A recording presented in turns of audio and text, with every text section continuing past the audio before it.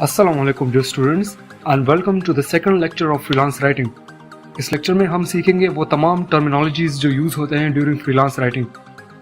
आपने usually social media पे freelance writers को अपनी स्किल्स के अकॉर्डिंग डिफरेंट टर्मिनोलॉजीज़ को यूज़ करते देखा और सुना होगा, जैसे कि एसईओ राइटिंग हो गई, on page SEO, of page SEO, Google web master, और इसके अलावा बहुत सारे ऐसे softwares and content management systems हैं जिनके नेम्स आप यूजुअली सुनते आ रहे होंगे। लेकिन जब भी आप उन्हें सुनते होंगे आप यही सोच रहे होंगे कि इन टर्मिनोलॉजीज़ का मतलब क्या होगा। अब चूँकि आप कंटेंट राइटिंग की फील्ड में आ चुके हैं, इसलिए अब आपके लिए ज़रूरी है कि आप वो तमाम टर्मिनोलॉजीज़ को सीखें। यूजुअली ये चीज़ें जितनी भी हैं ये वक्त के साथ साथ इंसान को समझ आ जाती है। एक बंदा जैसे जैसे एक्सपीरियंस हासिल करता है वो with the passage of time उन टर्मिनोलॉजीज़ को सीखता भी है और उनको बेनिफिशियल वे में अप्लाई भी करता है। तो इस लेक्चर में मैं आपके साथ उन तमाम टर्मिनोलॉजीज़ के बारे में मालूमात शेयर करूँगा जो कंटेंट राइटिंग में यूज़ होती है। सबसे पहले आते हैं एसईओ की तरफ। यूजुअली कंटेंट राइटिंग के जो फेसबुक ग्रुप्स होते हैं वहाँ पे अक्सर इन चीज़ों का जिक्र होता है। अक्सर आपने वहाँ देखा होगा लोग पोस्ट करते हैं that I need an SEO content writer etcetera etcetera. तो आप सोच रहे होंगे एसईओ क्या है। SEO stands for search engine optimisation.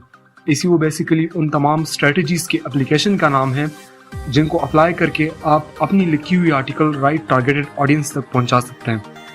For example, एक वेबसाइट है जो फिटनेस के रिलेटेड है। उस वेबसाइट का ओनर एक राइटर को हायर करता है और उसे टॉपिक देता है how to lose weight faster.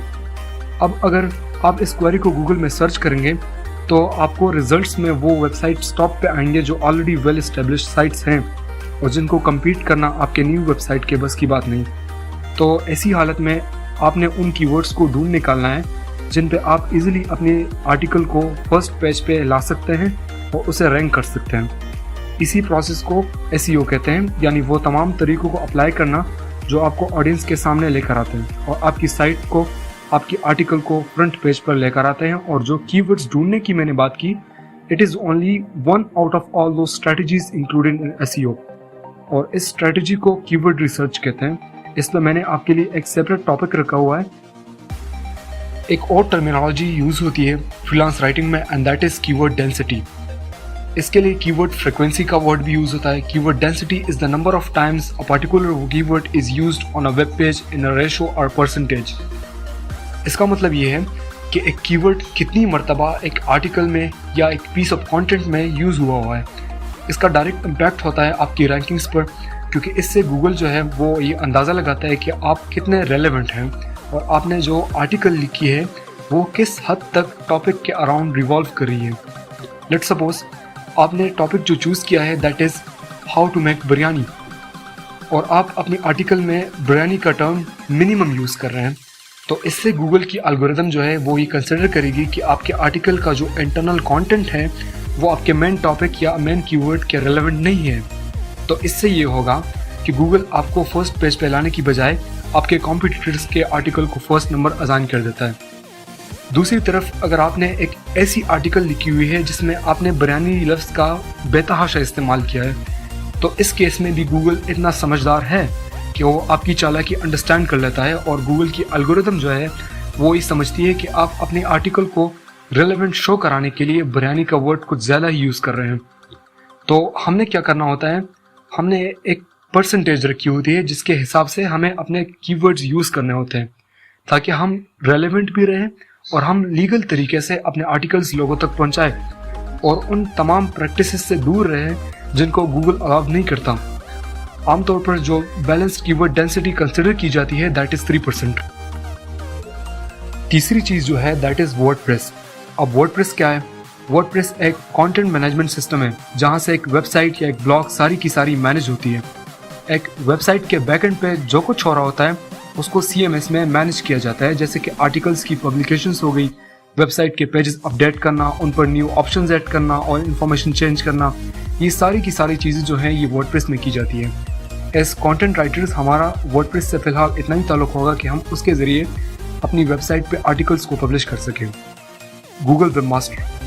अब आते हैं एक और इम्पॉर्टेंट टर्म की तरफ and that is Google web master tool. इसको हम गूगल सर्च कंसोल भी कहते हैं। ये एक ऐसा टूल है जो खुद हमें गूगल ने प्रोवाइड किया है to monitor the interaction of website with Google. हमारी वेबसाइट गूगल में कहाँ पे रैंक कर रही हैं, ویب سائٹ کی پرفارمنس کیسے جا رہی ہے، تو ان تمام چیزوں کی معلومات ہمیں یہ ٹول پرووائڈ کرتی ہے۔ گرامرلی، آپ نے اکثر فری لانس رائٹرس کو یہ ورڈ یوز کرتے سنا ہوگا۔ It is basically a tool جس کو یوز کر کے فری لانس رائٹرس جو ہوتے ہیں وہ رائٹنگ کے دوران گرامیٹیکل ایررز کو اسپاٹ کر کے اسے ریموو کرتے ہیں تاکہ ان کی جو رائٹنگ کوالٹی ہے وہ امپرووڈ رہے۔ اس میں کوئی بھی شرم کی بات نہیں اگر آپ ٹول کے ذریعے گرامیٹیکل ایررز ریموو کرتے ہیں۔ میں خود بھی آرٹیکل جب لکھتا ہوں تو لکھنے کے بعد اسے گرامرلی سے اسکین ضرور کرتا ہوں تاکہ اگر کوئی گرامیٹیکل ایررز ہوں تو انہیں ٹھیک کر سکوں۔ آلٹ ٹیکسٹ، اب آتے ہیں آلٹ ٹیکسٹ کی طرف۔ اس کو آلٹ ایٹریبیوٹ بھی کہتے ہیں، آلٹ ڈسکرپشن اور آلٹ ٹیگ بھی کہتے ہیں۔ یوزولی ہوتا یہ ہے کہ جب آپ اپنی آرٹیکل میں کوئی امیج پیسٹ کرتے ہیں تو جب اس کے ساتھ آلٹ ٹیکسٹ بھی ایڈ کریں گے تو یہ ایک قسم کا گوگل کو یہ بتانا ہو گیا کہ یہ امیج کس بارے میں ہے۔ اس سے آپ کی رینکنگز ڈائریکٹلی امپیکٹ نہیں ہوتی، لیکن گوگل یہ سمجھتا ہے that you are helping their algorithm to understand the image. So اس کے لیے گوگل آپ کو اچھا کنسیڈر کرتا ہے کیونکہ یہاں پہ آپ نے گوگل کی ہیلپ کی ٹو انڈرسٹینڈ یور امیج۔ اور اس کے علاوہ اس کا ایک اور بینیفٹ بھی ہے جس کو ہم ایک ایگزامپل سے سمجھ سکتے ہیں۔ Let suppose you are writing an article about biryani, آپ نے اس میں بریانی کی امیجز ایڈ کی ہیں اور آلٹ ٹیکسٹ میں آپ نے اس کے لیے ایک پراپر کی ورڈ اسائن کیا ہے جیسے کہ biryani preparation tips etcetera etcetera. تو کل کو اگر کوئی سرچ کرتا ہے بریانی پریپریشن ٹپس اور وہ امیجز کے سیکشن میں جاتا ہے اور وہاں پہ اگر آپ کی امیج اسے مل گئی اور اس نے اس پہ کلک کیا تو اس سے آپ کے وزٹرز جو ہیں وہ بھی بڑھ جائیں گے۔ امید ہے آپ نے آج کا لیکچر انجوائے کیا ہوگا۔ ملتے ہیں نیکسٹ لیکچر میں ود اے نیو ٹاپک، تب تک کے لیے اپنا خیال رکھیے گا۔ اللہ حافظ۔